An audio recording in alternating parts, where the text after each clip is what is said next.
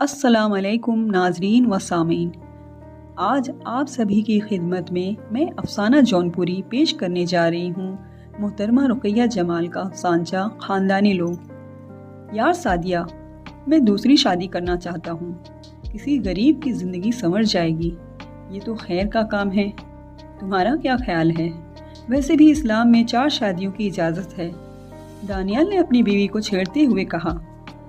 देखिए दानी, मेरा ख्याल है कि अगर इस घर में दूसरी शादी होती है तो शुरुआत अब्बू जी से करते हैं, क्योंकि सासू जी को गुजरे 5 साल हो गए हैं। सादिया ने संजीदगी से तजवीज़ पेश की।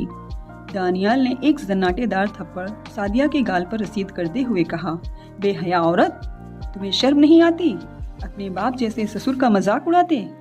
हम कोई गिरे पड़े नहीं बल्कि ख़ानदानी लोग हैं।